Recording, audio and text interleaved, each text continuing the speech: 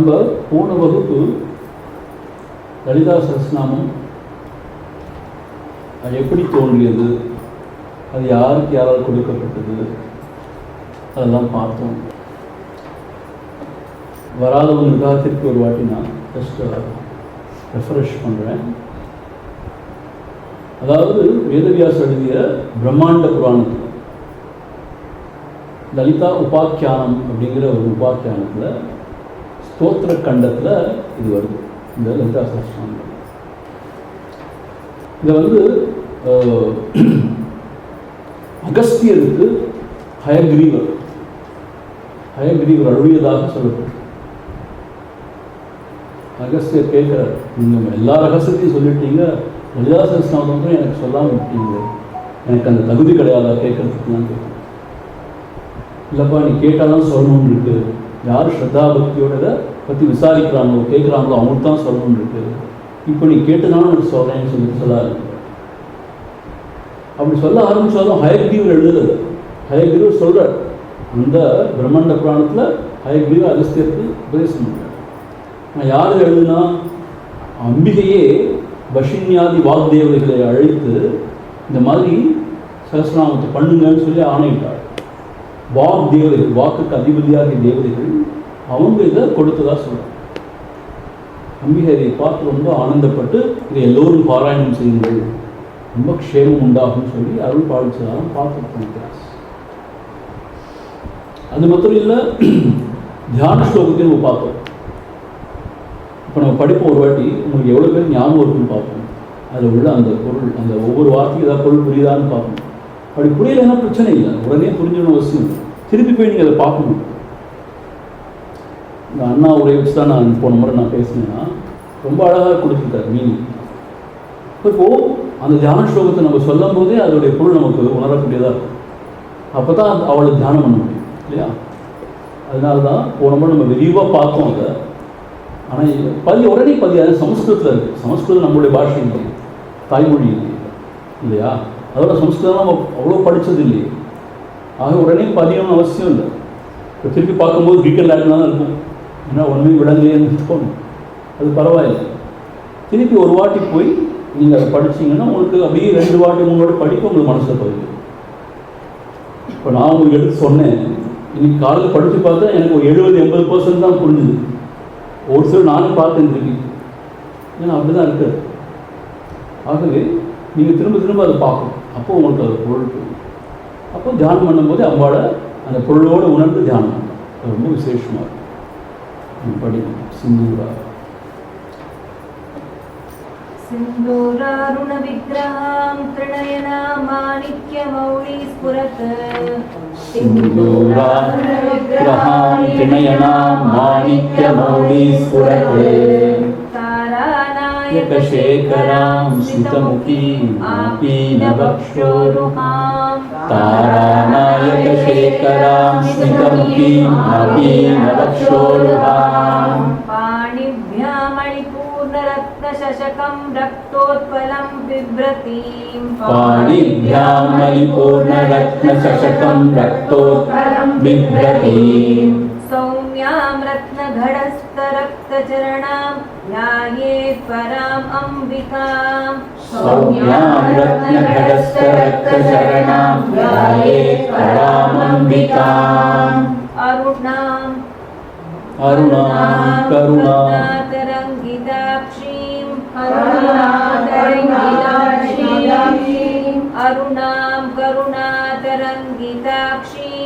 अरुणां करुणातरङ्गिताक्षीं धृतपाशाङ्कुशपुष्पबाणचापाम् अणिमादिविरावृतां मयूखैः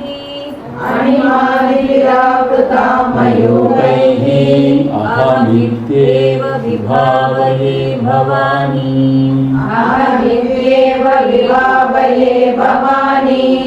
ध्यायेत् पद्मासनस्थां विकसितवदनां पद्मपत्रायताक्षीं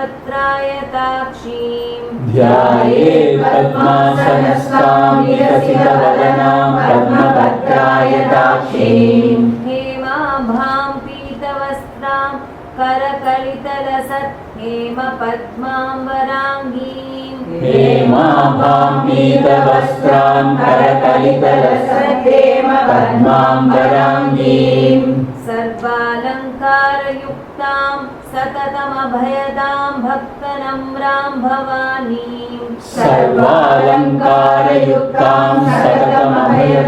भक्तनम्रां भवानीं श्रीविद्यां शान्तमूर्तिं सकलसुरनुतां सर्वसम्पत्प्रदात्रीं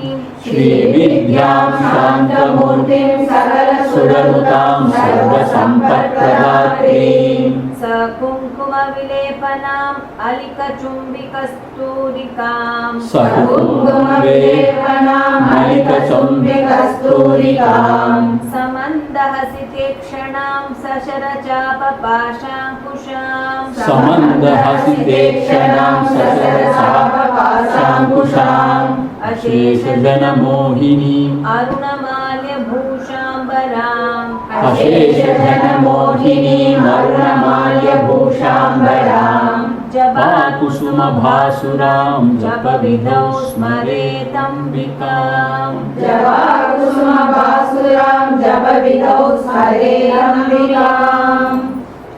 ஒரு 50-60% புரிஞ்சுதா? மீனிங் முதல்ல இருக்கா? அப்படி படிங்க. ஓகே, இன்னைக்கு நம்ம லலிதா சஹஸ்ரநாமத்துக்குள்ளேயே போகலாம். ஏற்கனவே சொன்ன மாதிரி இந்த வஷின்யாதி தேவதைகள் அம்பாளுடைய இன்னர் சர்க்கிள்னு சொல்லுவாங்கள்ல, அது மாதிரி எப்பயும் சதா அவளை சூழ்ந்து இருக்கக்கூடியவங்க. அவர்களுக்கு அம்பாளுடைய மகிமைகள் பூர்ணமாக தெரியும். அதனால் அவங்க கொடுத்ததுனால ரொம்ப ஆத்தென்டிக் இது. அம்பாளை பற்றின ஆத்தென்டிக்கான ஒரு ஸ்தோத்திரம். அதுவும் அம்பாளே அதை பார்த்து ரசித்து ரொம்ப அற்புதமாக இருக்குன்னு வியந்து பாராட்டின ஒரு ஸ்தோத்திரம். எப்படி வேதாந்த சாஸ்திரத்துக்கு பகவத்கீதையோ அதை போல மந்திர சாஸ்திரத்துக்கு இந்த ஸ்ரீ லலிதா சஹஸ்ரநாமம் சொல்லிட்டு அண்ணா உரையில் சொல்கிறாரு. ரொம்ப ரொம்ப ரகசியமான உண்மைகளும் அதே சமயத்தில் ரொம்ப வீரியம் பொருந்திய மந்திரங்களும் இதில் உள்ளடக்கி. இப்போ அம்பாளை நம்ம பூஜை பண்ணி ஜபம் பண்ண முடியாட்டி கூட இதை நம்ம பாராயணம் பண்ணாலே அதுக்கு உண்டான பயன் கிடைச்சிடும் சொல்கிறோம். ஆகவே இதை ரொம்ப ஸ்ரத்தையோட பக்தியோடு இதை படிக்கணும். அதை பொருளுணர்ந்து படித்தா இன்னும் விசேஷங்கிறதுனால தான் இப்போ பொருளை படிக்கணும். இப்போது அந்த அண்ணாவுடைய விளக்கத்தில் ஆரம்பத்தில் என்ன கொடுத்துருக்கான்னு கேட்டால், இந்த 1000 நாமங்கள் இருக்கு இல்லையா, இதுக்கு ஒரு ஒழுங்குமுறையில் தான் இதை அமைச்சிருக்காங்கன்னு சொல்கிறாரு. ஒரு உதாரணத்துக்கு எப்படின்னா, ஸ்லோகங்கள் 1லேருந்து 3 வரைக்கும் அந்த 3 ஸ்லோகங்களில் 12 நாமங்கள் இருக்கு. அது மாதாவுடைய ஸ்ரீ மாதாவுடைய அவதாரத்தை பற்றி சொல்கிறதா இருக்குது அப்படிங்கிற. அப்புறம் 4வது செய்யுள்லேருந்து 21வது செய்யுள் வரைக்கும், அதாவது 13வது நாமாலேருந்து 54வது நாமா வரைக்கும் கேஷாதி பாத வர்ணனை சொல்கிறதில் பார்த்தோம் இல்லையா. அதாவது அம்பாளை வர்ணிக்கும் பொழுது கேஷாதி பாதம், அதாவது கேஷாதி தலைமுடியிலேருந்து உச்சந்தலையிலேருந்து உள்ளங்காடு வரைக்கும் சொல்லுவாங்க. அதாவது ஸ்திரீ தெய்வத்தை வர்ணிக்கும் அப்படி வர்ணிப்பாங்க. அதையே சிவபெருமானை வர்ணிக்கும் போது பாதாதி கேஷம்னு சொல்லுவாங்க. பாதத்திலேருந்து கேஷம் வரைக்கும் வர்ணிப்பாங்க. அதுதான் ட்ரெடிஷன். ஆக 13லேருந்து 54 நாமா வரைக்கும் அம்பாளுடைய ஸ்தூல வர்ணனை, ஸ்தூல தேகத்தினுடைய வர்ணனை. ஏற்கனவே சௌதரில் ரொம்ப விரிவாக பார்த்தோம். அதே நிறைய அதில் வருது. ஆக பகவான் என்ன செய்யலாம், இது ஆதிசங்கர் எல்லா சமத்தாலும் எடுத்து தான் நிறைய விளக்கியிருக்காரோன்னு இப்போ எனக்கு யோசிக்கிறோம். அப்படி நிறைய விஷயம் வருது. அப்புறம் 22லேருந்து 23 ஸ்லோகங்கள், அதாவது 55லேருந்து 63 நாமங்கள் வரைக்கும் அம்பாள் வாசம் செய்த அந்த ஸ்ரீநகரம் அதோடைய வர்ணனை வரும். அது எப்பேற்பட்டது, எவ்வளவு அற்புதமானது, அது எங்கே அமைஞ்சிருக்கு, மேருமலையுடைய உச்சத்தில் அமைஞ்சிருக்குங்கிற மாதிரி இங்கே சொல்லப்பட்டு அந்த மாதிரி ஸ்ரீநகரத்துடைய வர்ணனையை பற்றி கொடுத்துருக்காங்க. இப்போ 24லேருந்து 33 அதாவது ஸ்லோகங்கள் வரைக்கும் 64லேருந்து 84 நாமங்கள் வரைக்கும் பண்டாசுர வதம், அம்பாள் வதம் செஞ்சாலே அசுரன், அதை பற்றின வர்ணனைலாம் கொடுத்து இப்படி அதை கொடுத்துட்டு போகிற. ஆக ரொம்ப கிளியர் கட்டாக இருக்கு எந்த ஸ்லோகத்தில் இந்த ஸ்லோகம் வரைக்கும் எந்த நாமம் என்னென்ன டாப்பிக்கில் வருதுங்கிற மாதிரி. ஸோ இன்றைக்கி நாம் என்ன செய்ய போகிறோம் கேட்டால், அம்பாளுடைய அந்த அவதாரம் அதை பற்றின சிறப்பை பார்க்க போகிறோம். ஸோ 12 நாமாக்கள் அமைஞ்சிருக்கு. 1லேருந்து 3 செய்யுள் வரைக்கும் அதில் இருக்குது. அதில் 12 நாமாக்களாக சொல்லப்பட்டு அந்த 12 நாமாக்களாக நீங்கள் பார்க்க போகிறோம். இப்படி ஒவ்வொரு வகுப்பும் எவ்வளோ முடியுமோ, அதாவது 1 மணி நேரத்தில் எவ்வளோ நாமாக்கள் முடியுமோ, என்னுடைய அபிப்பிராயம் கிட்ட 20 நாமாவை பார்க்கணும்னு சொல்லி. சில சமயங்கள் ரகசியமான உண்மைகள்லாம் வரும்போது அது கொஞ்சம் நேரமாகும். சில நாமாக்கள் ஈஸியாக சொல்லிட்டு போயிடுற மாதிரி இருக்கும். அதனால நம்ம 20ன்னு ரொம்ப ஏர் டைட்டாக வச்சுக்க முடியாது. சில நாள் 10 கூட ஆகணும், சில 25 கூட போயிடலாம் சொல்கிறேன் நான் வச்சு. ஸோ அதனால் எப்படி வருதோ அது மாதிரி நம்ம பார்த்துட்டே போகும். சரி, இன்னைக்கு முதல் ஸ்லோகத்தை படிப்போம். படிக்கணும். श्रीमाता श्री महाराज्ञी श्रीमत् सिंहासनेश्वरी।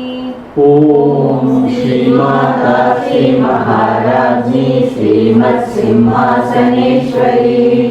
श्रीमाता श्री महाराज्ञी श्रीमत् सिंहासनेश्वरी। श्रीमाता श्री महाराज्ञी श्रीमत् सिंहासनेश्वरी। चिदग्निकुण्ड सम्भूता देवकार्य समुद्यता। चिदग्निकुण्ड सम्भूता देवकार्य समुद्यता। चिदग्निकुण्ड सम्भूता देवकार्य समुद्यता। चिदग्निकुण्ड सम्भूता देवकार्य समुद्यता। அம்பாளோட அவதாரத்தை பற்றி பேசும் பொழுது என்ன சொல்கிறாங்க அப்படின்னு கேட்டால், உங்களுக்கு தெரியும் இந்த கதை ஏற்கனவே, இருந்தாலும் ஒரு முறை சொல்கிறேன்னா, சிவபெருமான் நல்ல ஆழ்ந்த சமாதி நிலையில் இருக்கும் பொழுது ஒரு முறை இந்த காமதேவன் அவன் என்ன செய்கிறான்னு கேட்டால், எப்படியாவது இவனுடைய இந்த தவத்தை களைச்சிடணும்னு சொல்லி யோசிக்கிறான். ஏன்னு கேட்டால் அம்பாள் தவம் பண்ணிட்டு இருக்கா சிவபெருமானுக்காக. ஆனால் இவர் பாட்டுக்கு கண்ணை மூடிட்டு தியானம் பண்ணிட்டு இருந்தாருன்னா எப்படி அவங்கள சேர முடியும்? ஆகவே என்ன சொல்கிறாங்கன்னா தேவர்கள் தான் அவரை காமனை வந்து தூண்டி அவன் எப்படியாவது சிவபெருமானை போய் அவனோட தவத்தை களைச்சிடணும்னு போகிறான். நம்ம புராணங்கள் சொல்லப்பட்டு அவன் காமதேவன் எடுத்தவன் ஒரு காம விவகாரத்தை உள்ளத்தில் உண்டாக்கக்கூடியவன், காம இச்சை தூண்டக்கூடியவன் இல்லையா? அவன் கையில் வந்து புஷ்பபானம் தான் வச்சுருப்பான் அவன் அம்பாளை போல. அதை எய்தான்னு சொன்னால் அந்த காம எண்ணங்கள் உள்ள எழுமம். சாதாரண மனுஷங்களால் அவனுக்கு மீளவே முடியாது.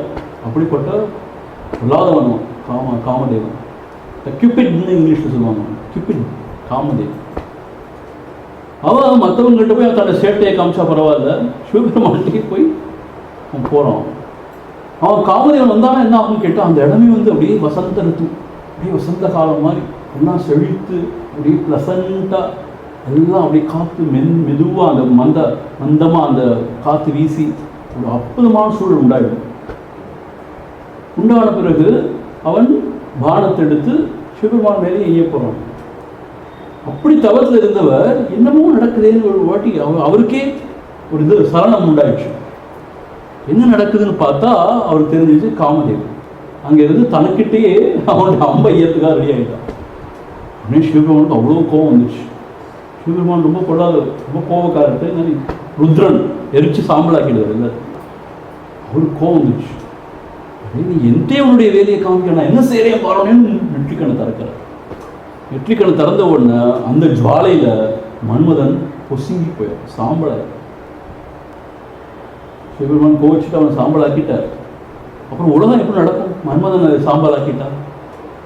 காமதேவன் இல்லாட்டி இந்த உலகம் நடக்கும் இல்லையா?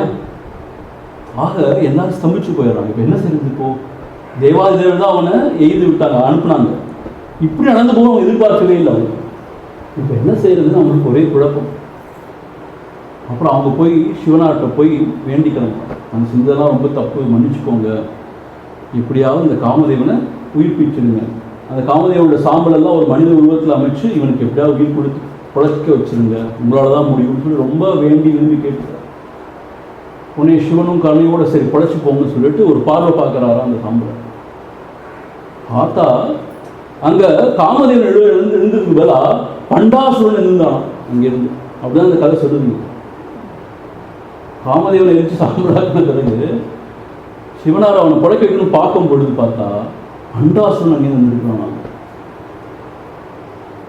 அந்த பண்டாசுரன் ரொம்ப பொல்லாத அசுரன், பயங்கரமான ஒரு அசுரன்.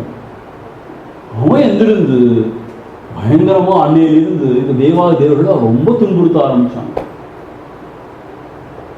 சோனிதபுரம் அப்படிங்கிறது தலைநகராக கொண்டு அவன் இந்த தேவாதிதேவன் ரொம்ப இம்சப்படுத்தினான், அவ்வளவு அட்டூழியம் பண்ணான். அப்படின்னா அந்த கதை போகுது. இப்போ தேவாதிதேவருக்கு என்ன செய்யறதுன்னே தெரியல. அது என்ன பிள்ளையார் பிடிக்க போய் குரங்கு வந்த மாதிரி ஒரு பழமொழி சொல்லுவாங்க. ஏதோ செய்ய போய் கடைசி என்னமோ நடந்து பண்டாசுரன் இப்படி பாடாப்பாடு படுத்த என்ன செய்யறான்னு சொல்லிட்டு அவங்க ஸ்தம்பிச்சு போயிருக்கும்போது நாரதர் வந்து சொல்லுவாராம், இந்த பண்டாசுரனை வதம் பண்ணோம்னா அம்பாள் நீங்கள் உபாசிக்கணும், ஆதி பராசக்தி நீங்கள் தியானம் பண்ணுங்க, அவளால் தான் முடியும் அப்படின்னு சொல்லிட்டு நாரதர் சொல்லுவார். எங்கெல்லாம் கதையில் ஒரு திருப்புமுனை வேணுமோ அங்கே நாரதர் வந்துடுவார். வேற எதாவது போட்டு ஒரு கதையை அந்த உடனே நாரதர் வந்துடுவார். அவர் திலோக செஞ்சாரு, அவருக்கு எல்லாம் தெரியும்.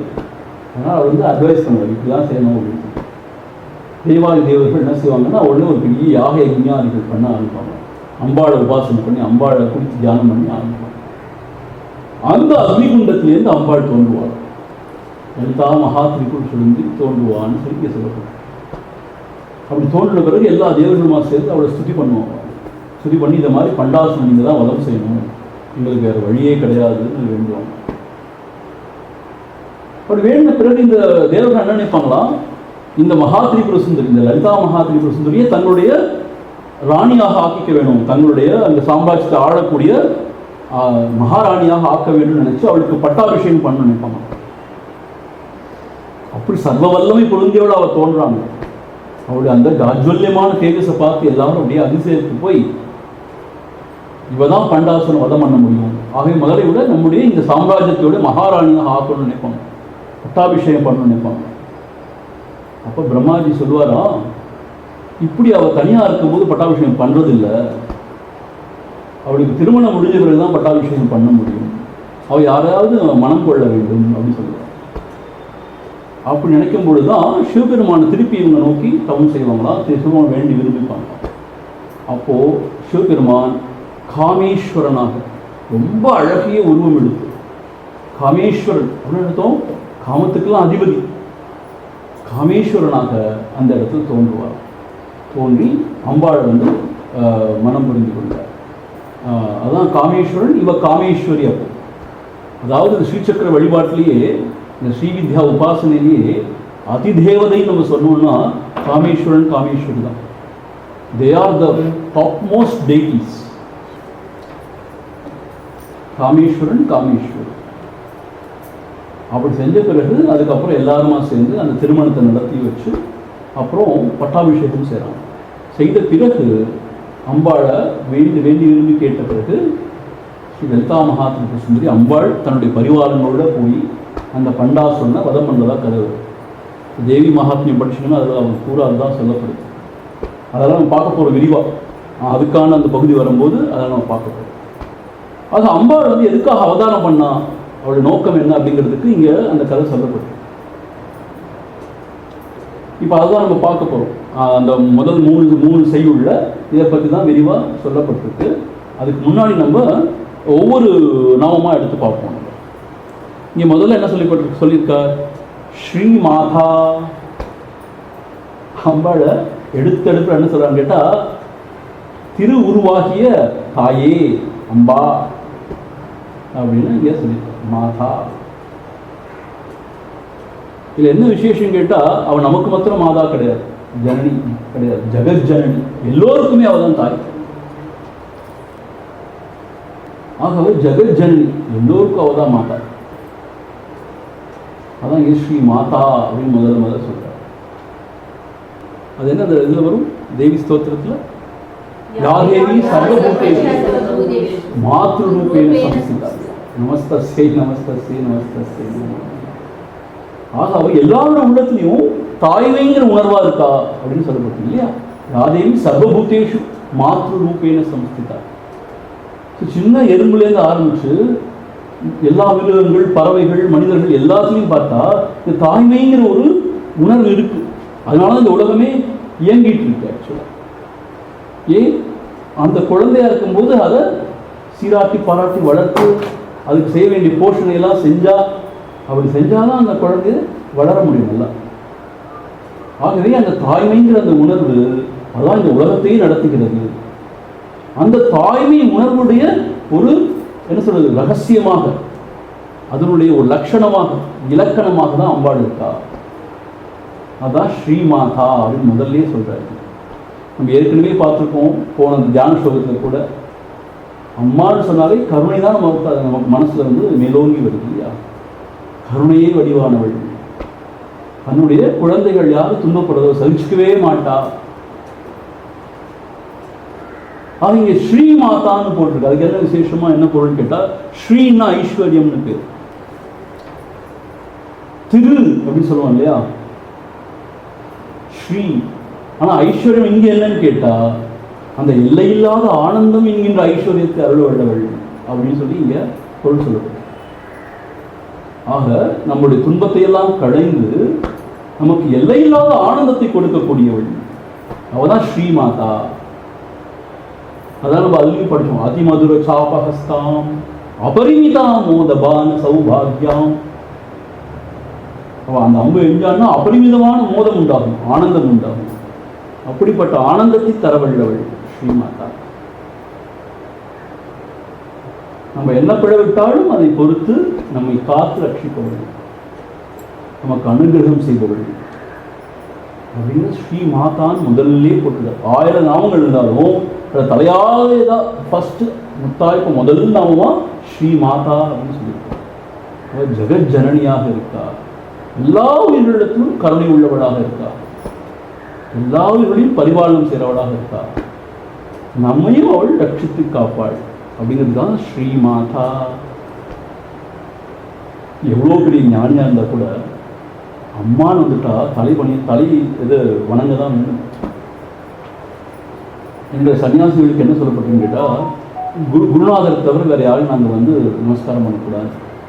இறை மூர்த்தங்களை நமஸ்காரம் பண்ணலாம், ஆனால் குருநாதரை தவிர வேறு யாரும் நமஸ்காரம் பண்ணக்கூடாது. ஆனால் ஒரே ஒரு எக்ஸப்ஷன் இருக்குது, தாயாரை கண்ட நமஸ்காரம் பண்ணணுமா, தந்தையார் நமஸ்காரம் பண்ணக்கூடாது. ஆனால் தாயாரை கண்ட நமஸ்காரம் பண்ணணும்னு சொல்லப்பட்டு சன்னியாசிகள் கூட சொல்லப்பட்டு அவ்வளோ பெரிய இடம் கொடுத்து வச்சுருக்காங்க அம்மாவுக்கு உலகத்தில். உங்களுக்கு தெரியும், ஆதிசங்கரர் கூட ஞானியா துறவியா போன பிறகு கூட அம்மாட்ட கொடுத்த வாக்குக்காக கடைசியில் வராது, அம்மாவை காப்பாற்றுறது, அம்மாவை கடை சேர்க்கிறதுக்கா. அதே மாதிரி பகவான் ரமண மகர்ஷி தான் அம்மாவை கடைசி வரைக்கும் வச்சிருந்து அவளுக்கு முக்தி கொடுக்குற. பட்டினத்தடிகளும் அப்படி அவ்வளோவே திறந்துட்டு போனவர். ஆனால் அம்மானா அவருக்கு அவ்வளோ. ஆக இந்த ஸ்ரீ மாதாங்கிற அந்த தாய்ங்கிற உணர்வு, தாய்மைங்கிற உணர்வு ரொம்ப அற்புதமான உணர்வு. அந்த உணர்வு இல்லாத உலகத்தில் ஏக்கமே கிடையாது. அவர் நமக்கு சுமந்து நம்மளை உலகத்துக்கு கொண்டு வர அது மாத்திரம் கிடையாது. தாய்ங்கிறவர் அவருடைய அன்பு பெருக்குனால நம்மளை வளர்த்தெடுக்கிறார். நமக்கு ஏதாவது துன்பம்னா அவளே பதறா இல்லையா? அப்படி யார் எந்த ஜீவன் இந்த உலகத்தை பதறும்? நமக்கு துன்பம்னா யார் பதறுவார்? அம்மா தான் பதறுவார் இல்லையா? ஆக நம்முடைய அம்மாவே எப்படி இருந்தான்னா அந்த ஜெகஜானி எப்படி இருப்பார், எப்படி காருண்யமூர்த்தியா இருப்பார். அவ்வியாஜ கருணாமூர்த்தின்னு சொல்லப்பட்டு எவ்வளவு காருண்யமா இருப்பார் இல்லையா? அதனால அவள் ஸ்ரீ மாதா, ஐஸ்வர்யம் பொருந்திய தாயே, திரு உருவாகிய தாயே, உனக்கு போற்றி, உன்னை போற்றுகிறேன் என்பதாக முதல் நாம ஸ்ரீ மாதா. ஸ்ரீ மகாராஜினி, ராஜன் அப்படி சொல்றோம் இல்லையா? மகாராஜா, அதோட பெண்பால ராஜினி. மகாராஜினி எல்லோரையும் ஆழ வெள்ள அதிதேவதைவர் மகாராஜினி. சர்வ வல்லமை பொருந்தியவர். இந்த உலகமும் அவளுக்கு கீழே தான், அவளுக்கு கட்டுப்பட்டு தான் எல்லாம் நடக்கும். நான் எப்பயும் என்ன நினைப்பேன்னு கேட்டா, இப்போ நம்ம அம்மா இருக்காங்க, நம்ம மேலே அவ்வளோ கருணை இருக்குது, அவ்வளோ அன்பு இருக்குது. நமக்கு ஒரு துன்பம் அவங்கள்ட்ட போகிறோம், அம்மாவால் என்ன செய்ய முடியுது? மேக்ஸிமம் ஆறுதல் சொல்ல முடியுது, முடிஞ்ச அளவுக்கு உதவி செய்ய முடியும். அதுக்கு மேலே அவங்களால ஒன்றும் செய்ய முடியாது இல்லையா? யாரால் நமக்கு உண்மையிலே உதவி செய்ய முடியும்? யாருக்கு சர்வ வல்லமை இருக்கோ அவங்க உதவி செய்ய முடியும் இல்லையா? ஒரு முரடன், ஒரு பயங்கரமானவன் நம்மளை மிரட்டுறான், நம்ம அம்மாட்ட போய் என்ன செய்வா? ஐயோ நீ துஷ்டனை கண்டா தூரம் விலகி போடா, நம்ம வேணா வேற எங்கேயாவது போயிடுவோம் அப்படின்னு சொல்லுவான் அம்மா. யாரால அவனை எதிர்த்து இல்லை, யாரால அவனை ஒரு வழி கொண்டு வர முடியும்னு கேட்டா அந்த வல்லமை இருந்தாலும் கொண்டு வர முடியும். ஸோ இந்த மாதா இருக்காளே, அவள் சாதாரண கருணை மிகுந்த தாய் மாத்திரம் கிடையாது, மகாராஜினி. அவளுடைய ஆணை கட்டுப்பட்டு அந்த உலகமே நடக்குது. ஆகவே அவள் தான் நமக்கு அபயம் தர முடியும். உண்மையிலே இதுதான் விஷயம். நம்ம அம்மா அன்புனால நம்மளை அணைச்சு கொள்ள முடியும், ஆறுதல் சொல்ல முடியும். ஆனா அபயம் யார் தர முடியும்னு கேட்டா சர்வ வல்லமை பொருந்திய ஜெகஜானியாகிய அந்த அம்பாளால தான் அபயம் கொடுக்க முடியும். ஏன்? அவன் நினைச்சான்னா நினைச்ச மாத்திரத்துல எதிரிகளை பொசுக்கிட முடியும். நினைச்ச மாத்திரத்துல விஷயங்களை மாற்றி அமைச்சிட முடியும். நினைச்ச மாத்திரம் அவளுடைய புருவத்தோட அசைவுதான் உலகமே உண்டாகுதுன்னு சோதனைகள் சொல்லப்பட்டு, அவள் புருவத்தை நெரிச்சாலும் உலகம் உண்டாகுது, இன்னொரு நெரிச்சானா உலகமே அழிஞ்சு போயிடுது. அந்த அளவுக்கு வல்லமை பொருந்தியவன் சொல்லப்பட்டு ஆதி பராசக்தி சொல்லப்படுது இல்லையா? ஸ்ரீ மகாராஜ்னி. இதில் அண்ணாவுடைய உரையில் ரொம்ப அழகாக சொல்ல, அண்ணாவுடைய இதில் இவர் சித்பவானந்தர் ரொம்ப அழகாக சொல்கிறார். நான் அதையும் நான் ஃபாலோ பண்ணியிருக்கேன், சித்பவானந்தர் உரையும். அவர் என்ன சொல்கிறான்னு கேட்டால், தாய் மிக கருணை வடிவானவள் தான். ஆனால் இந்த குழந்தை தப்பு செஞ்சா இல்லை தர்மத்திலேருந்து வேற மாதிரி போனால் பொல்லாதவள் ஆயிடுவாளாம். ஸ்ரீ மகாராஜிங்கிறது அப்படி ஒரு மீனிங், ஒரு பொருள் இருக்கு சொல்றாரு. ஸோ அந்த தாய் அந்த செய் அந்த குழந்தை பிழை செய்யறதை பொறுத்துக்க மாட்டான். அவனை கண்டிச்சு நல்லபடியில் கொண்டு வருது அவளுடைய கடமை. மகாராஜின்னு என்னத்தோம் அவ்வளோ வல்லமை பொருந்தியவள். எப்போ பார்த்தாலும் பெட் பண்ணிட்டே மாத்திரம் இருக்க மாட்டான். சரியான வழியில் போகாட்டி கோச்சுப்பா. கோச்சுக்கு மாத்திரம் இல்லை, உதவியும் கொடுப்பா. உதவி கொடுப்பா இருந்தோம். துன்பம் நமக்கு ஏன் வருதுன்னு கேட்டா, ஏன்னா நம்ம சில சமயம் தவறான வழியில் போகும்போது அம்பாள் நம்மை வழிநடத்தக்கூடியவள், திருத்தக்கூடியவள். மகாராஜிங்கிறதுக்கு அவ்வளோ பொருள் இருக்கு சொல்றாரு. ஏற்கனவே சொன்ன மாதிரி அவள் தான் அந்த அபயமும் தர முடியும். அவள் தான் நம்மளை சரியான வழியில் வழிநடத்தவும் முடியும். பிழைவிடும் போது நம்மை கடிந்து கொண்டு நம்மை சரியாக வழிநடத்துபவளாகவும் இருக்கிறார். ரொம்ப அருமையாக இருக்குது ஸ்ரீ மகாராஜி. ஆனால் நம்முடைய அம்மா என்ன செய்வா, ரொம்ப அன்பின் மிகுதியாக எப்பயுமே வந்து செல்லம் கொடுத்துருவா இல்லையா. ஆனால் சில அம்மாக்கள் ரொம்ப கண்டிப்பான அம்மாக்கள் இருக்காங்க, கண்டித்து வழிநடத்தக்கூடிய அம்மாக்கள் இருக்காங்க, இல்லைன்னு சொல்ல மாட்டேன் ஜென்ரலி. ஆனால் இவ அப்படி கிடையாது. அன்புக்கு அன்பும் கொடுப்பா, கருணையும் கொடுப்பா. ஆனால் பிழைவிடும் பொழுது கோவிச்சு கொண்டு திருத்தவும் செய்வா, நம்மளை வழிநடத்தக்கூடியவள். ஆனால் ஸ்ரீ மகாராஜி இதை நினைக்கும் போது எனக்கு மீனாட்சி தான் ஞாபகம் வரும். ஏன்னா இந்த அம்பாளுடைய மூர்த்தங்கள்லேயே மீனாட்சி ரொம்ப ஸ்பெஷல். ஏன் ஸ்பெஷல்னு கேட்டால், அவள் பிறந்து வளரும் போதே ஒரு இளவரசி அப்படி போல வளர்க்கப்படுறாள். என்ன தோணும், எல்லா சண்டை பயிற்சியும் அவளுக்கு இது கொடுக்கப்படுது, ட்ரைனிங் கொடுக்கப்படுது.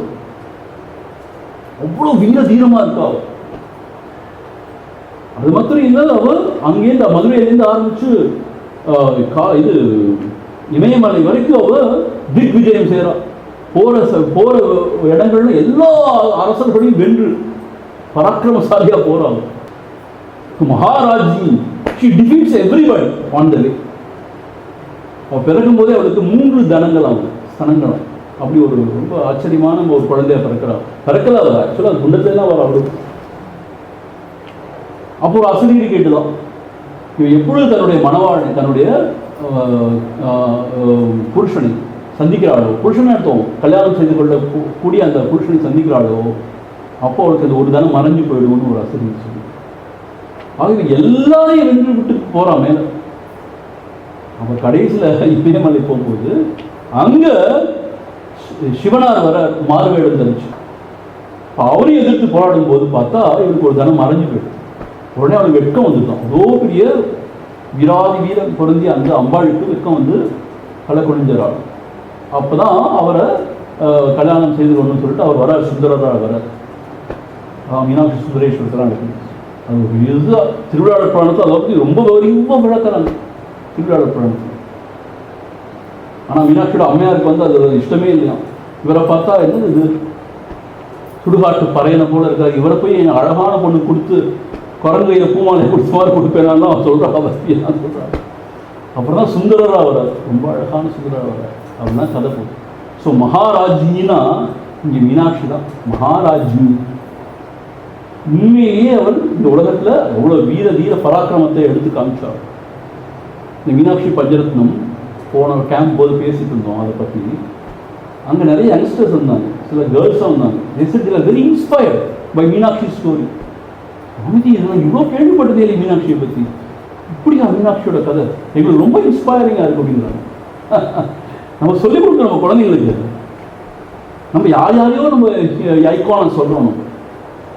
நம்ம மீனாட்சி, காமாட்சி, காஞ்சி காமாட்சி இவங்களாம் நம்ம ஐக்கானை சொல்லிக் கொடுக்கணும். சீதா பிராட்டி இவங்க தான் நம்ம ஐக்கானை சொல்லிக் கொடுக்கணும். ஆனால் இப்போ உள்ள குழந்தைங்க சீதா பிராட்டி ஐக்கானை வந்து பிடிக்க மாட்டேங்க. இப்போப்பா எல்லாத்துக்கும் சரின்னு போடுதா, இவ்வளோ பொறுமை கூடாது அப்படின்னு நினைக்கிறாங்க. அவங்க பொறுமையே இல்லை, வேற விஷயம் உங்களுக்கு. ரொம்ப இப்படி அடிபணிஞ்சு போகக்கூடாது. ஒரு ஹஸ்பண்ட் வந்து சந்தேகப்படலாம், அப்படி சந்தேகப்பட்டு டீ குடிக்க சொன்னால் டீக்கில் போயிடுறதா, போடா நீயும் வேண்டாம் ஒன்றும் வேண்டாம் போகணும்.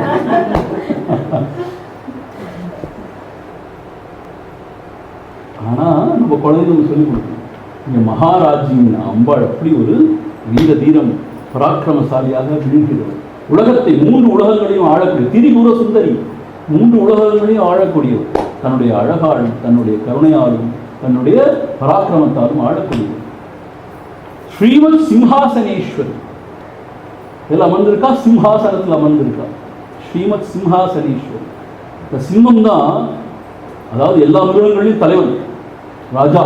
காட்டுக்கு ராஜா யாரு? சிங்கம் தான். அந்த சிங்கத்தையே அடக்குனா தான் அது மேலே உட்கார முடியும். அவளோட வாகனமும் அதுதான். சிங்கம் நம்ம ஒரு பள்ளியை கண்டாலே பதறி ஓடுறோம், ஒரு கர்ப்பாமூச்சியை கண்டாலே ஒரு கத்துறோம், என்னமோ வந்துடுச்சு அப்படின்னு சொல்லி பார்த்தா சிங்கத்தை அனாயாசமாக தன் வசப்படுத்தி அது மேலே அமர்ந்திருக்கா அம்பாள். அது மாத்திரம் அவளோட வாகனமே சிம்ம வாகனம் தான். தன்னுடைய ஹஸ்பண்ட் இடப வாகனத்தில் போகிற பாவம், மாடுல போகிற மாடு, பெரும் மாடு, காளை மாடு, இடப வாகனம். ஆனால் இவ சிங்கத்தில் போகிறாள். என்ன அர்த்தம்? அவ்வளோ ஒரு ராயல் மெஜஸ்டிக். ஸோ ஹஸ்பண்டோட போகணும்னு சொன்னால் அவள் இடவாந்த போவாள். பட் தனியாக போகணும், அவள் தனி வெஹிக்கிள், ஸ்பெஷல் வெஹிக்கிள். அது என்ன? சிம்மவாகனம். அவள் சிம்மவாகனத்தில் அவள் அலங்காரம் வச்சு ஜோராக இருப்பாள். பார்த்துக்கிட்டீங்களா? சில கோயில்கள் நல்லா வச்சுருப்பாள், ரொம்ப மெஜஸ்டிக்காக இருக்கும், ராயலாக இருக்கும். ஸ்ரீமத் சிம்ஹாசனீஸ்வரி அந்த மாதிரி சிம்ஹாசனத்தில் அமர்ந்து இந்த உலகத்தை எல்லாம் ஆண்டு கொண்டிருக்கிறாள். சர்வ வல்லமை பொருந்தியவளாக ஸ்ரீ மகாராஜ்னியாக இருக்கு. ஆகவே எல்லாம் செய்ய வல்லவளால் தான் நம்மளை காப்பாற்ற முடியும், நமக்கு அபயம் தர முடியும். அவளுக்கு கருணை அவ்வளவு, ஒரு தாய்க்கு இருக்கிற கருணை இருக்கிறதுனால கட்டாயம் இறங்குவாள். அவ்வளவு சர்வ வல்லமை இருந்ததுனால நமக்கு அபயம் தந்து காக்க முடியும். ரெண்டும் இருக்கணும் இல்லையா? கருணை நிறையா இருக்குது, ஆனால் வல்லமை இல்லைன்னா அபயம் எப்படி கொடுக்கறது? வல்லமை கருணையே இல்லைன்னா, கருணையே இல்லைன்னு வச்சுக்கோங்க, மனமே இறங்கலே வச்சுக்கோங்களேன், நம்ம எல்லாத்தையுமே இம்பர்ஃபெக்ஷன்ஸ் நிறையா இருக்குதான். எப்போ பாரு இம்பர்ஃபெக்ஷன்ஸே சுட்டி காமிச்சுதான். மூக்கிலன் முன் காட்டு முகுரமாக அதனை தூக்கி அணைந்தருள் அருணாச்சலான்னு சொல்றார் அக்ஷரமண மாலையில். அக்ஷரமண மாலையில் முறை படித்தோம். மூக்கு இளன் முன்காட்டு முகுரமாகாது. ஒருத்தனுக்கு ஏற்கனவே மூக்கு இல்லாமல் அவலட்சணமாக இருக்கான், அவன் முன்னாடி போய் கண்ணாடி காமிச்சா அவனே நொந்து போயிருக்கான், எனக்கு மூக்கு சப்பையாக போச்சு, மூக்கே இல்லை அப்படின்னு சொல்லிட்டு. அவன்கிட்ட போய் யாராவது கண்ணாடியை காமிச்சா எவ்வளோ கடுப்பாக வரும்.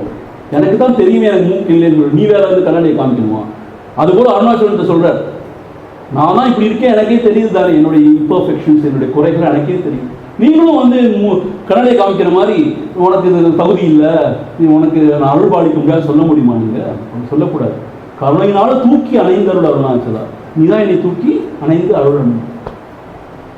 ஸோ அம்பாளுக்கு வல்லமை இருக்கு, ஆனால் மனசுல இறக்கம் கருணை இல்லைன்னு வச்சுக்கோங்களேன். நம்மளோட குறைகளை கண்டு எப்பயும் பொங்கிட்டே கோவப்பட்டே இருந்தாலும் அவள் அப்படியே நம்ம எங்கே போகிறது நம்ம. இப்போ அவளுக்கு கருணையும் வேணும். அந்த குறைகளை எல்லாம் நம்ம நிறைகளாக பார்த்து அதை எல்லாத்தையும் இக்னோர் பண்ணி நம்மளை குழந்தைய அணைச்சிருந்தா தானே, அவளால் கருணை செஞ்சால் தானே நம்மளுக்கு காக்க முடியும் அவர். ஸோ அதனால ரெண்டுமே இருக்கணும், ஒரு தாயாகவும் இருக்கணும், அதே சமயத்தில் வல்லமை பொருந்திய மகாராஜினியாக இருக்கணும்.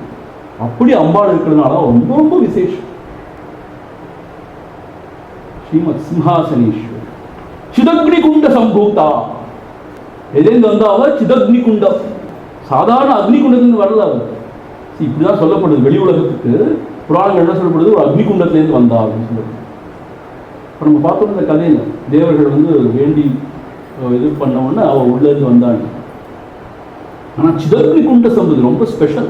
சித்துன்னு சொன்னால், சித் அப்படின்னு சொன்னால் அறிவு நடக்கும், பூரண நல்ல அறிவு. சித் ஒளி, அதாவது அறிவினோட ஒளி அப்படின்னு சொல்லுவாங்க இல்லையா, அதான் சித்துன்னு சொல்லு, சித்துன்னு சொல்லுவோம். சச்சித் ஆனந்தம் சொன்னாங்க. சித்துனா அறிவொழின்னு. அந்த சித் அப்படிங்கிற அந்த உயர்ந்த அந்த பரம்பொருள் அந்த விஷயத்திலிருந்து அந்த அக்னி குண்டத்திலேருந்து வந்தா. உனதான் அந்த குண்டத்திலிருந்து வந்தா சிதக்னி குண்ட சம்பூதா. அதாவது பரம்பொருள் முதல்ல அது எப்படி எக்ஸ்பிரஸ் ஆகும் கேட்டால் சித் ஸ்வரூபம் தான் எக்ஸ்பிரஸ் ஆகும். அப்படி எக்ஸ்பிரஸ் ஆகும்போது எல்லாத்தையும் அது விளக்குறது எல்லாத்தையும் வெளிச்சம் போட்டு விளக்கி காமிக்கும். அப்படிப்பட்ட சித் அக்னி அதிலிருந்து வந்தவா. நம்ம எல்லாருமே சித் ஸ்வரூபமாக தான் இருக்கும். அதனாலதான் தேவிகாலோத்தரத்துல பகவான் சொல்றார், பகவான் வந்து எழுதியிருக்கார், சர்வம் சக்தி தியானம்னு சொல்றார்.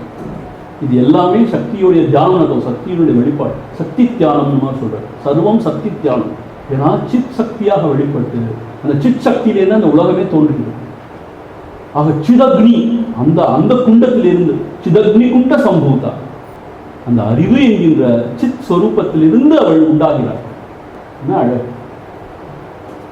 ஸோ ஸ்தூலமான அந்த அக்னி குண்டத்திலேருந்து தோன்றாள் அவள். எங்கேயும் தோன்றாள், நம்ம இதயத்திலிருந்து சித் சக்தியா தோன்றாள். தமேவ பாந்தம் அனுபாதி சர்வம் தஸ்ய பாசா சர்வம் இதம் விபாதி. அவள் இருந்து எல்லாவற்றையும் விளக்குனாதான் எல்லாம் விளங்கும், இல்லாட்டி நமக்கு ஒன்றுமே விளங்காது. அந்த மாதிரி இருக்கிற பூரண நல்லறிவு அப்படிங்கிற அந்த அக்னி குண்டத்திலிருந்து அவர் தோன்றுகிறார். அதான் அவருடைய விசேஷம். சிதக்னி குண்ட சம்பூதா. எதுக்காக?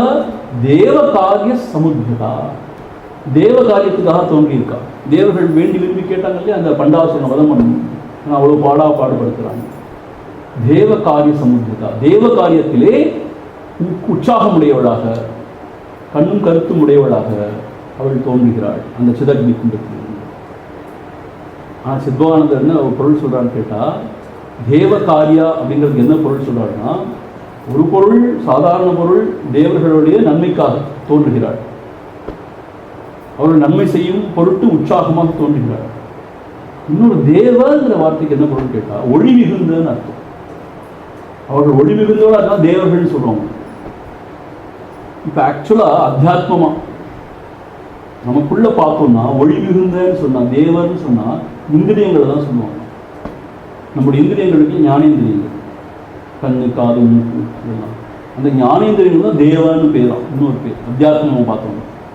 தேவ காரிய சமுத்தியதான்னு சொன்னால் சிதக்னி சித் சக்தியா இருந்து இந்த இந்திரியங்களை எல்லாம் என்ன சொல்றது ஒளி கொடுத்து இந்த உலகத்தில் நாம இயங்கிறதுக்கு அந்த பொருட்டை வழிபடுறாள். தேவ காரிய சமுத்தியதான்னு சொன்ன கேனோபனிஷத்துல கண் தன்னால பார்க்க முடியாது, பின்னாடி அந்த ஆத்ம சைத்தன்யம் இருந்து கண்ணுக்கு பின்னாடி இருந்து விளக்குனாதான் கண்ணு காண முடியும், காது கேட்க முடியும். கண்ணுக்கு கண்ணாய் காதுக்கு காதாய் வருது, மனதிற்கு மனதாய்னா வருது கேனோபனிஷத்து. ஆக இங்க என்ன சொல்றீங்கன்னா தேவ காரிய சமுத்தியதான்னு சொன்னா அந்த இந்திரியங்கள்லாம் செயல்படணும்னா பின்னாடி சிற்சக்தியா இருக்கணும். அதான் சிதக்னி குண்ட சம்பூதா தேவ காரிய சமுத்தியதா.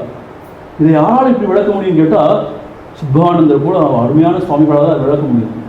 நம்ம மேலோட்டமாக பார்த்தா தேவ காரியத்துக்காக தோன்றவன்னு சொல்றோம், ஆனா இந்திரியங்களை ஏற்கிறதே அவதான்.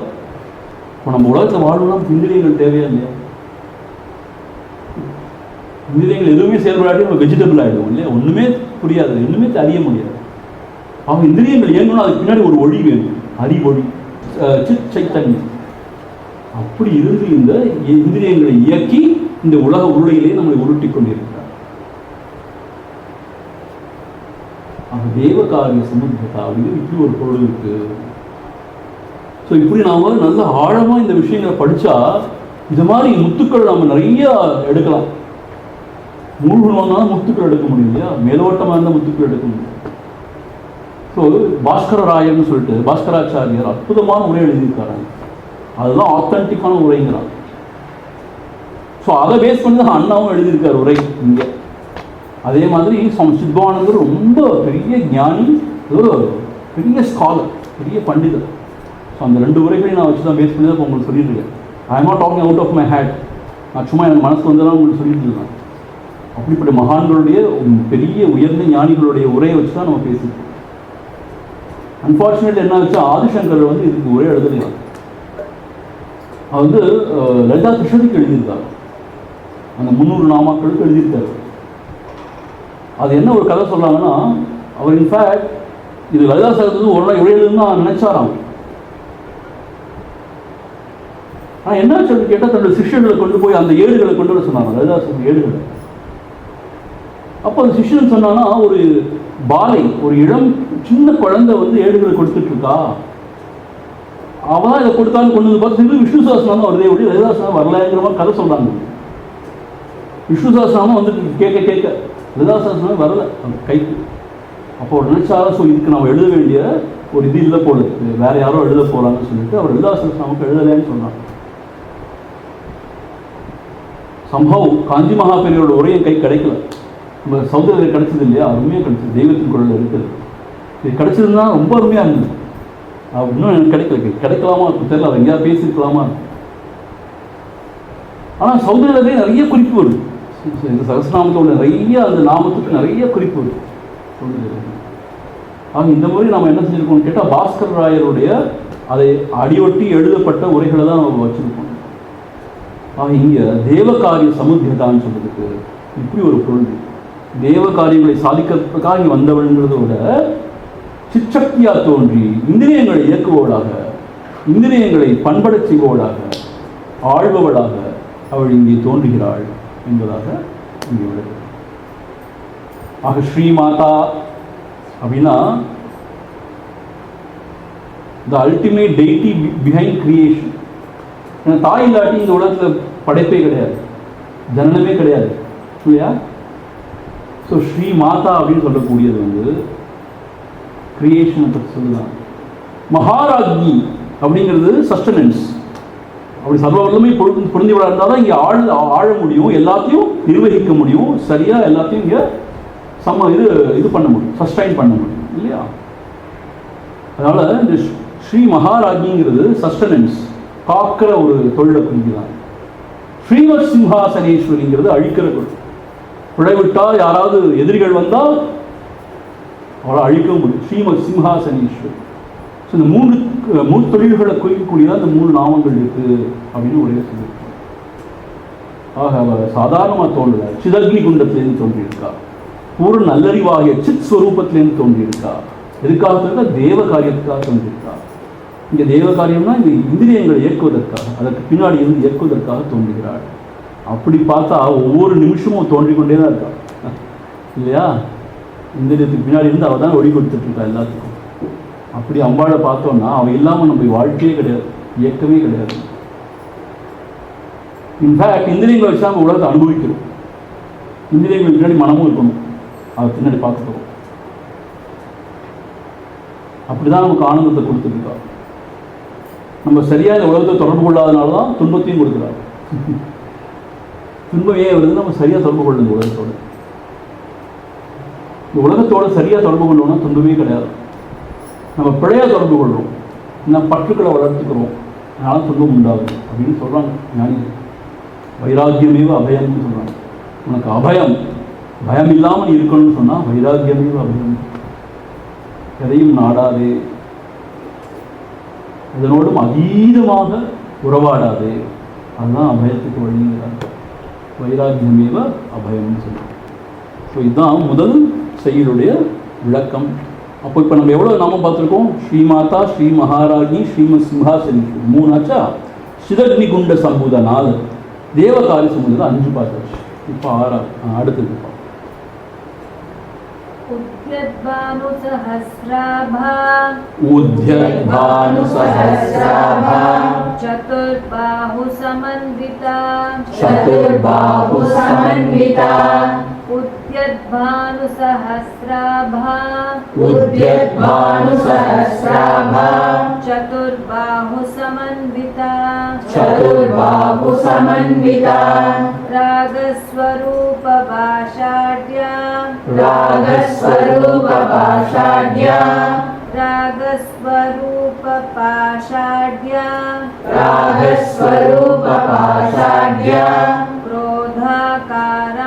क्रोधाकारांकुशोज्ज्वला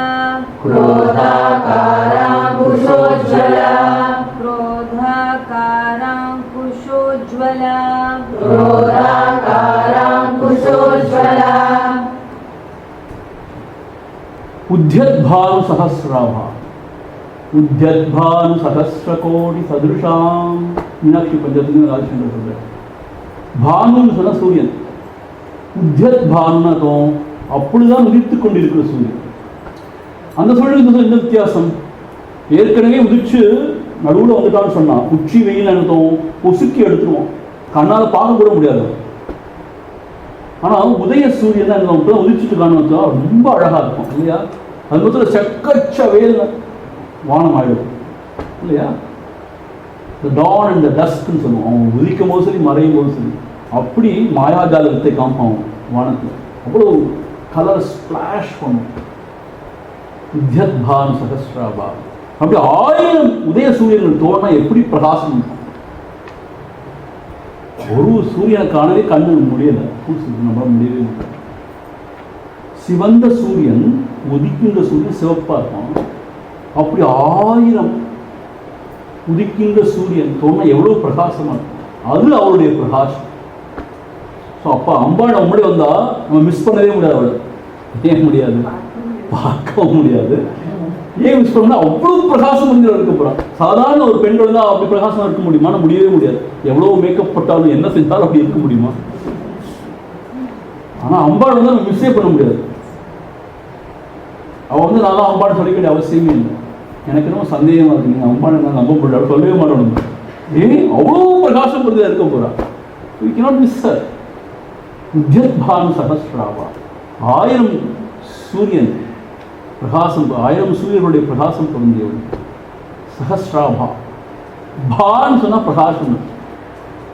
பிரபான்னு சொல்கிறோம் இல்லையா, சில பேர் பேர் கூட இருக்கணும், பிரபான். பானா பாரதியா, நம்மளாம் பாரதியர். ஏன்? One who is revelling in light, ஒளியிலே திளைப்பவர்கள் தான் பாரதியர். நம்மளாம் பாரத தேசம் ஒளியிலே திளைக்கிற தேசம், அப்படிப்பட்ட தேசம் தேசம். ஆனால் நம்மளாம் அஜ்ஞானம் இருள இன்னும் உழந்து இருக்கிறோம். பான பிரகாஷம். ஆக உத்யத் பானு சகஸ்ரம் 1000, உத்யத் பானு சகஸ்ராபா. ஆக 1000 சூரிய பிரகாசத்தை கொண்டது. ஆனால் அங்கே என்ன சொல்றாரு? உத்யத் பானு சகஸ்ர கோடி சதுருஷம். சகஸ்ர கோடின்ட்டார் ஆதிசங்கர். காசா பணமா இன்னும் கொஞ்சம் கோடியை போட்டு விட்டுட்டார். சகஸ்ர கோடி, 1000 கோடி சூரியன் எழுந்த எவ்வளவு பிரகாசம் அப்படின்னு மீனாட்சியை பற்றி சொல்ல சொல்லிட்டார். இங்கே உத்யத் பானு சகஸ்ராபா, 1000 சூரியன் இருந்தால் எவ்வளோ பிரகாசமோ அவ்வளோ பிரகாசம். சதுர்பாகு சமன்விதா, சதுர்பாகு 4 கைகளை கொண்டது. பாகு கைகள், புஜங்கள். நமக்குலாம் 2 தான் இருக்கு இல்லையா, அவளுக்கு 4 ஸ்பெஷல். ஏன்? அவ்வளோ 2 கையோட வந்தால் நமக்கு அவ்வளோ அப்புறம் வேற்றுமை வித்தியாசம் தெரியாது இல்லையா, அப்போ 4 கையோட தானே வரணும். பிரணதம் இன்னும் ஏகப்பட்ட காரியங்களை சாதிக்கக்கூடியது. நம்ம 2 கையை வச்சு எவ்வளோ காரியங்கள் செய்யறோம் இல்லையா, அவன் 4 கரங்களை கொண்டவள். அது மாத்திரம் இல்லை, இன்னும் ஒரு சில மேனிஃபெஸ்டேஷன்ல 1000 கரங்களை கொண்டவளை கூட மேனிஃபெஸ்டா. இங்க என்ன சொல்லப்பட்டுன்னு கேட்டா, தேவியோட வடிவத்தை பற்றி சொல்லும் பொழுது அவ 4-5 வடிவங்கள் இருக்குன்னு சொல்றாங்க. அண்ணா தன் உரையில எழுதியிருக்கார். ஒன்று ஸ்தூல வடிவம், அது கண்ணுக்கு புலப்படுகின்ற ஸ்தூல வடிவத்தில் வந்தான்னா 4 கரங்களோட வருவாள். அது தவிர சூக்ஷ்ம வடிவம் என்னன்னு கேட்டா மந்திர ரூபமா இருக்காள், அதான் அவளோட சூக்ஷ்மமான வடிவம். பஞ்சதசாட்சரின்னு சொல்றாங்க இல்லையா, அவளுக்கு உரித்தான மந்திரம், அது ரொம்ப ரகசியம். அதான் தீட்சை பெற்று தான் சொல்லுவாங்க. ஆக அந்த மந்திரத்துல அவள் சூக்ஷ்ம ரூபமா இருக்கா. ஆனால் அவளோட சூக்ஷ்ம ரூபம் என்னன்னு கேட்டா மந்திர ரூபமா இருக்கா. அவ அந்த மந்திர சாஸ்திரத்தோடைய ஒரு விளக்கமாக தான் இந்த லலிதா சஹஸ்ரம் அமைஞ்சிருக்குன்னு சொல்றாங்க. அதுக்கப்புறம் அதிசூக்ஷ்மமா இன்னொரு உருவம் இருக்கும். அது என்னன்னு கேட்டா காமகலாரூபம் அப்படிங்கிறாங்க. காமகலாரூபம், காமன் என்ன அர்த்தம்? சிருஷ்டி. காமன் அர்த்தம் ஆசை, இச்சா. இந்த உலகமே எங்கேருந்து இயங்குதுன்னு கேட்டா ஒரு இச்சாலேருந்து தான் இயங்குது இல்லையா. இந்த அடிப்படையான இச்சாவே இல்லாட்டி உலக இயக்கமே கிடையாது. இச்சாசக்தி, ஞான சக்தி, கிரியாசக்தின்னு சொல்லுவோம். எவ்வளோ ஞானம் இருக்கு, எனக்கு நிறைய ஞானம் இருக்கு, கிரியா எனக்கு நிறைய எபிலிட்டிஸ் இருக்கு, ஆனால் எதுலையுமே ஒரு இச்சாவே இல்லை அப்படின்னா நான் எதுவுமா செய்ய முடியுமா? எனக்கு ஒரு என்ன சொல்றது, ஒரு பிரவೃத்தியே இல்லை, எனக்கு இச்சாவே இல்லை. அப்படி இச்சா இருந்தாதான் பிரவೃத்தியே சாத்தியம். ஆக இந்த உலக இயக்கத்துக்கு முதல்ல அடிப்படை என்ன? சோ காமயத்தை. என்ன சொல்ற, அவன் காமயத்தை, அவன் ஆசைப்பட்டான், நான் ஏன் இப்படி ஒன்னா இருக்கு, ஒரு ஆளா இருக்கேன், பலவாக ஆகணும் அப்படின்னு உபனிஷத் சொல்லுது. அப்படிதான் இந்த இயக்க உலகமே தோன்றியதாக தான் சொல்லப்படுது இல்லையா. ஸோ இச்சாசக்தி காம கலாரூபமா இருக்கு. அப்படி இல்லை, ஒவ்வொருத்தருடைய மனிதர்கள்ல எல்லா விலங்கு எல்லா உயிரினத்திலையும் காமங்கிறத உணர்வு இருந்தாதான் என்ன இனப்பெருக்கமே உண்டாகும், உலகமே நடக்கும். ஆக எல்லாத்துக்கும் அடிப்படையா இருக்கிற இந்த இச்சா காம ஸ்வரூபமா அவதான் இருக்கா. ஆக காமன் தான் அவருடைய இன்ஸ்ட்ருமெண்ட், காமன். அதே சமயத்துல காமத்திலிருந்து விடுதலை பெறணும்னு சொன்னாலும் அவர்கிட்ட தான் போய் சேரணும். ஏன்னா யார் அதை தோற்றுவித்தார்களோ அவங்க தான் அதை எடுக்க முடியும், அதை களைய முடியும். காமங்கிற ஒன்று பொல்லாத உணர்வு, அது மீளவே முடியாது யாராலும். அப்போ அம்பாளை நம்ம உபாசனை பண்ணி அவளை வணங்கி அவளோட திருவடியின் கீழ் இருந்தால் தான் காமத்தை வெல்லும். காமேஸ்வரி என்ன அர்த்தம் கேட்டால் காம உணர்வுகளுக்கு நாயகியாக இருக்கக்கூடியவள், ஆசைகள் அனைத்தையும் பூர்த்தி செய்பவள் அப்படின்னு ஒரு பொருள் இருக்கு. அதே சமயத்தில் ஆசைகளிலிருந்து விடுதலை கொடுப்பவனும் அவள் தான், விடுவிக்கிறவனும் அவள் தான். காம கலாரூபமாக இருக்கான்னு கலான்னு அந்த கலைன்னு சொல்லுவாங்க. காம கலாரூபமாக இருக்கா. இன்னும் சூக்ஷ்மமாக அவளை பார்த்தோன்னு சொன்னால் குண்டலினி ரூபமாக அவள் தான் இருக்கா. 4 சொல்லிட்டோம். ஒன்று ஸ்தூல வடிவத்தில் 4 கைகளோடு இருக்கா அம்பாள், அது கண்ணுக்கு புலப்படுற ரூபமாக. ரெண்டாவது மந்திரமாக இருக்கா, அப்புறம் சவுண்ட் சிம்பலா மந்திரமா, பீஜாட்சர மந்திரம்னு சொல்லுவோம் இல்லையா, மந்திர வடிவங்களாக இருக்கா. அப்புறம் இச்சையா காமமா, காம கலாரூபமாக இருக்கா, இந்த இயக்கத்துக்கெல்லாம் ஆதாரமாக இருக்கா. அப்புறம் குண்டலினி சக்தியாக இருக்கா. எல்லா சக்திக்கும் ஆதாரம் குண்டலினி சக்தின்னு சொல்கிறாங்க. அந்த சக்தியை எழுப்பி சகசாரத்தில் சேர்த்தாதான் விடுதலை. ஐக்கிய சந்தானம்னு சொல்கிறாங்க. இதில் சாக்தத்தில் ஐக்கிய சந்தானம்னு சொல்கிறாங்க. எப்படி இந்த குண்டலினி சக்தியை கொண்டு போய் அந்த பரசிவத்தோடு சேர்க்கிறது அப்படிங்கிறது தான் சொல்லப்பட்டு. தந்திரம், மந்திரம், யந்திரம், தந்திரம் சொல்லப்படும் இல்லையா, அந்த தந்திரம் அதில் சொல்லப்பட்டு அப்படி இருக்கா. அப்புறம் குண்டலினி சக்தியாக இருக்கா. ஆனால் அவளுடைய உண்மையான ஸ்வரூபம்னா பிரம்மஸ்வரூபினியாக இருக்கா, பிரம்மஸ்வரூபினியாக இருக்கா. அதுதான் அவளுடைய உண்மையான ஸ்வரூபம், பரபிரம்மஸ்வரூபினி. இவ்வளவு உருவத்தில் இருக்கா. அதில் ஸ்தூலமான உருவத்தை பற்றி தான் இப்போ முதல்ல சொல்லப்படுறாங்க. ஆக 4 கரங்களோடு இருக்கா. நீங்கள் பார்த்துக்கிங்க, அம்பாளுடைய உருவங்கள்லாம் பார்த்துக்க, ஃபோட்டோஸ் பார்த்துருக்கீங்க, அவளோட சிலையை பார்த்து போயிருக்கீங்க. லலிதா மகாத்ரிபுர சுந்தரி என்னென்ன வச்சிருப்பா தெரியுமா உங்கள் கையில்? 4 கைகளில் கரும்புவில், இன்னொரு கையில் புஷ்பபானம், புஷ்பம் ஒரு கொத்து மாதிரி வச்சுருப்பா. செந்தாமரை வைப்பாங்க, குறுக்கள் மாதிரி வைப்பாங்களா இருக்கும், புஷ்பபானம்னு சொல்லுவாங்க. இன்னும் ஒரு சில மேனிஃபெஸ்டேஷன் செந்தாமரை வச்சுருக்கதான் சொல்கிறாங்க. கரெக்ட். ஏன்னா நம்ம தியான சோதனை படித்தோம். நம்ம மற்ற 2 கைகளில்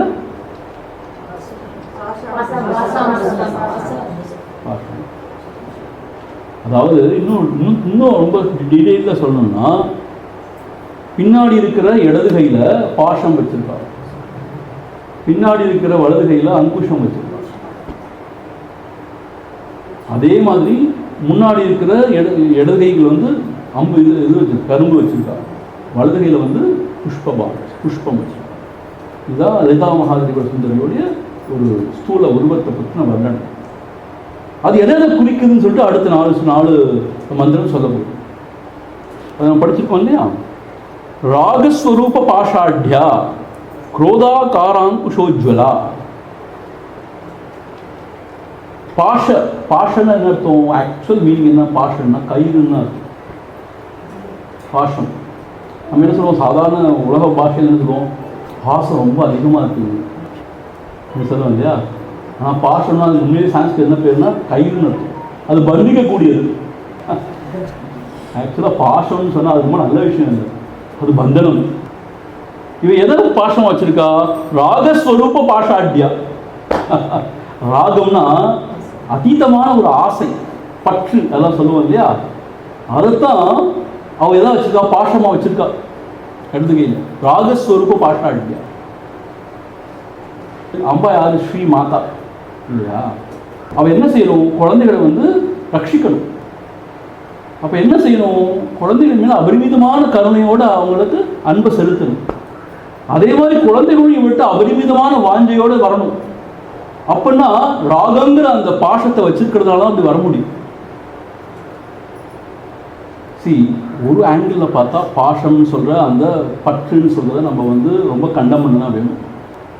ஆனால் இன்னொரு ஆங்கிளில் பார்த்தா இந்த உலக இயக்கமே ஒரு வகையான பாஷங்கிற அந்த ஒரு இல்லாட்டி நடக்கவே நடக்காதுங்கிற மாதிரி சில சிந்தனையாளர்கள் சொல்கிறாங்க. ஸோ இங்கே அம்பா ராகங்கிற பாஷத்தை கையில் வச்சிருக்காங்க. என்ன அர்த்தம்னு கேட்டால், ராகவனுக்கு அதீதமான ஆசை அல்லது பற்று. என்ன அர்த்தம்னா, அந்த மாதிரி ஒரு வாஞ்சையை வச்சிருக்கிறதுனால தான் குழந்தைங்க வேற எங்கே போனாலும் அந்த பாஷத்தை வச்சு தன் பக்கம் எடுத்துருவா. வழி தவறி போனா இல்லை வெளியில் வேற எங்கேயாவது போயிட்டாங்கன்னா அந்த பாஷத்தை வச்சு அரவணைத்து. ராகஸ்வரூப பாஷாட்யம் ரொம்ப ஸ்பெசிஃபிக் இங்கே சொல்லியிருக்கு. இந்த பாஷம் என்ன கேட்குற பாஷம் என்ன? ராகஸ்வரூப. ராகம்னா என்ன சொல்லுவோம்? பற்று, அதீதமான வாஞ்சை, அன்பு, இப்படி எது வேணா சொல்லணும். அதைத்தான் அவள் பாஷமாக வச்சிருக்கா அம்பா. இந்த உலகத்தில் உள்ள நபர்கள்ட்ட உயிர்கள்ட்ட நம்ம ரொம்ப அதீதமான பாசம் வச்சோம்னா துன்பம் தான் ஏற்படும். ஏன்னு கேட்டால் யாருமே நிரந்தரம் இல்லை. எல்லாம் மாறி போயிடும், எல்லாம் போயிடும், எதுவுமே இருக்காது. ஏன்னா மனம் மாறிட்டே இருக்கு, எல்லாம் மாறிட்டே இருக்கு. பிராரப்தம் தான் எல்லாத்தையும் கூட்டு வைக்குது, எல்லாத்தையும் பிரித்து வைக்குது. பிராரப்தம் முடிஞ்சு போச்சுன்னா அவங்க பிரிஞ்சு போயிடுவாங்க. ஆனால் அம்பாள் அப்படி கிடையாது. அவள் எப்பயும் இதயத்தில் சித் ஸ்வரூபமாக இருக்காங்கன்னா அவர் பிரிவே கிடையாது நமக்கு. ஸோ அதனால நமக்கு துன்பமே கிடையாது. அவன் பரபிரம்ம ஸ்வரூபினி இதயத்தில் இருக்கா. ஆகவே அவளோட ராகம் கொண்டது தப்பு கிடையாது. ஏன்னா அவள்கிட்ட பிரிவு கிடையாது. அவள் எல்லாம் அறிந்தவள், மாறாத பொருள். ஆக அவ என்ன செய்வா, அவ தன்னுடைய வாஞ்சையினால, ராக அதான் வாஞ்சைன்னு சொல்லலாம், அதீதமான அந்த வாஞ்சையினால் என்ன செய்யறா, தன்னுடைய குழந்தைகளை உயிர்களை எல்லாம் தன் பக்கம் இழுத்துக்கொள்றான். அதுக்கு தான் அந்த ராக பாஷம்னு வச்சிருக்க கையில், ராகஸ்வரூப பாஷா எழுதுறார். யமன் பாஷக்கையில கொண்டு வரான்னு படிச்சிருக்கோம்ல, என்ன அர்த்தம்? பாஷக்கைனா பாஷன்னா கை தான். ஏன் அவனை நம்ம மேல சுத்தி அவன் இழுத்துட்டு போறதா கொண்டு வரான்னு சொல்றோம் இல்லையா, அதுக்கு பாஷன்னு சொல்றோம். இவர் ராகஸ்வரூப பாஷாட்ட, இவருடைய பாஷம் கையில் என்னன்னு கேட்டா ராகம், அன்பு, வாஞ்சை. அதைதான் கையில வச்சு நம்மளை இழுத்து அணைத்துக் கொள்கிறார். அவளை விட்டு பிரிஞ்சு போனாலும் நம்ம போக முடியாது. அவ்வளவு வாஞ்சையோட இருந்தா எப்படி பிரிஞ்சு போக முடியும்? ராகஸ்வரூப பாஷா வித்யா. அது மாத்திரம் இல்ல, இன்னொரு கையில நினைச்சிருக்கா குரோதாகாரம் குஷோஜ்வலா. ஒரு கையில அன்பே வடிவாக, வாஞ்சையே வடிவான பாட்டத்தை வச்சிருக்கா, இன்னொரு கையில குரோதம் அது வடிவாகி அங்குஷத்தை வச்சிருக்கா. குரோதாகாரம் குஷோஜ்வலா. என்னப்பா அது பம்பா இருக்குது. ஒரு கையில பார்த்தா ரொம்ப வாஞ்சை, அதிவாஞ்சையால அவ தன்னுடைய பாஷத்தை போட்டு இழுக்கிறா, இன்னொரு கையில அதி பயங்கரமான கோபமும் வச்சிருக்கா, அங்குஷமா. ஏன் நம்ம பிழை விட்டா இல்ல வழி தவறி போனா ஒரு குத்தி நம்ம வழி நடத்திட்டு அதுவும் சீசனம் அதீத பாஷம்னு சொன்னா அது சரி வராது. அப்ப என்ன செய்யுது, கொஞ்சம் அங்குஷமும் தேவைப்படுதான். அது உரையில சொல்லிட்டு இருக்காரு யாரு, சித்வான் இருப்பாங்க. குரோதாங்காராம் குஷோஜ்வலா. அங்குஷ குரோத அங்குஷ ஜுவலானலாம், அப்படி ஜொலிக்கிறாள், மின்னுகிறாள், அப்படி படிச்சுன்னு இருக்காள். நான் கரங்கள் உடையவன் சொன்னாங்க இல்லையா. ஆக இடது பின்னங் கையில பாஷத்தை வச்சிருக்க, ராகஸ்வரூப பாஷா. வலது பின்னங் கையில அங்குஷத்தை வச்சிருக்க. அவதான் ராகஸ்வரூபமான பாஷத்தையும் வச்சிருக்கா, குரோதஸ்வரூபமான அங்குஷத்தையும் வச்சிருக்கா. ஏன்னா அந்த குரோதம் இல்லாட்டி நம்மளை எப்படி வழிநடத்துறது? அந்த கோபமும் இருக்கு, ஏன் நம்மளை வழிநடத்தணும் இருக்கா. அங்குஷம் வச்சிருக்கா. அங்குஷம் எதுக்கு யூஸ் பண்ணுவாங்க தெரியுமா உங்களுக்கு? மதம் பிடிச்ச யானை அடக்கிறதுக்கு தான் அங்குஷம் யூஸ் பண்ணுவாங்க. நம்ம மனமானது மதம் பிடிச்சு போச்சுன்னா அதை அடக்கிறதுக்கான அங்குஷமும் கையில் இருக்கு. இந்த மனமானது மத யானையை போல அடங்காம தெரிஞ்சது சொன்னா அதுக்கு நல்லது இல்லை. இந்த மனம் அப்படி ஆர்ப்பரிக்கிறதோ அடங்காம இருக்கிறது. அங்குஷமும் வச்சிருக்கா. என்ன அங்குஷம்? குரோதாகாரா. குரோதாகாரான் குஷோஜ்வலா. அட்டகாசம் பண்றோம், அவ்வளவுதான் அட்டகாசம். மந்தஹாசம் என்னதும் புன்னகை, மந்தமான ஹாசம். அது செஞ்சு நம்மளை கவரக்கூடியவங்க தான். அட்டகாசம் என்னதும் பயங்கரமான நடுநடுங்க வைப்பாங்க அசுரர்கள் தான். அந்த மாதிரி கோபமும் அப்படிப்பட்ட கோபத்துக்கு சிவபெருமான் சொல்றாங்க, Ashutosh easily he is pleased. ஒரு சின்ன ஒரு விஷயம் சொன்னா கூட he is so pleased. So வரத்தை வாரி கொடுத்துருவார். அதனால அவர் ரொம்ப அவதிப்பட்டிருக்கார் நிறையா. அப்புறம் விஷ்ணு வந்து அவர் காப்பாற்றணும், நாராயணன். அம்பாள் அதே மாதிரி ரொம்ப அதீத கருணை கொண்டவர். வாஞ்சை என்கின்ற அந்த பாஷத்தை வச்சிருக்கா, அதீதமான வாஞ்சை ராகம். அதே சமயத்தில் குரோதம்ங்கிற அங்குஷத்தையும் கையில் வச்சிருக்கா. எவ்வளவு நல்லா வடிவமைச்சிருக்காங்க பாருங்க. குரோதாம் காராம் குஷோஜ்வலா. ஜுவலான்னா அப்படி ஜொலிப்போம், அப்படி பிரகாசிப்போம். ஸோ தாயா இருந்தால், உண்மையான தாயா இருந்தால் என்ன செய்யணும்? குழந்தைக்கு பயங்கர சளி ஜலதோஷம், ஐஸ்கிரீம் கேட்டுச்சுன்னா என்ன செய்யறது? குழந்தைய அடிக்கணும், ஒத்தைக்கணும் இல்லையா? இல்லைப்பா ஐஸ்கிரீம் சாப்பிட்டு கொடுத்தா என்ன ஆகும்? குழந்தை ஜல்லி வந்து செத்தே போகும். ஸோ குழந்தைக்கு எது நன்மையோ அதான் அம்மா செய்யணும். அப்போ குழந்தை அடங்காமல் எனக்கு வேணும்னு அழுது ஒரு நாள் சாப்பிட்டோம் தான் நல்ல அம்மா சார் இல்லையா? சில பார்த்து குழந்தைங்க நடுவில் உட்காந்து அழாங்க, எல்லாரும் பார்ப்பாங்க, ரொம்ப தர்ம சங்கடமா இருக்கும். சில அம்மாக்கள் என்ன சொல்லுவாங்க, எப்படியா இந்த குழந்தை சமாதானப்படுத்து ஐஸ்கிரீம் வாங்கி கொடுத்துருவாங்க. சில அம்மாக்கள் எவ்வளோ அழுன்னு சொல்லிட்டு போயிட்டே இருப்பாங்க. அந்த குழந்தை எவ்வளோ அழ முடியும்? அந்த குழந்தை பயம் வந்துடும், அம்மா விட்டு போயிட்டா எங்கே போகிறது? அம்மா விட்டு போயிட்டு வேறு எங்கே போகிறது? ஸோ கப்ஷிப்னு அம்மா பின்னாடி ஓடும். ஸோ ஆக ஒரு நல்ல அம்மாவாக இருந்தான்னு சொன்னால் அன்பையும் பொழியக்கூடியதாக இருக்கணும், சேட்டை பண்ணால் உதைக்கக்கூடியதாகவும் இருக்கணும். அம்பாளுக்கா ரெண்டும் வச்சுருக்கா, ராகஸ்வரூபமான அந்த பாஷத்தையும் வச்சுருக்கா, குரோதஸ்வரூபமான அங்குஷத்தையும் வச்சுருக்கா.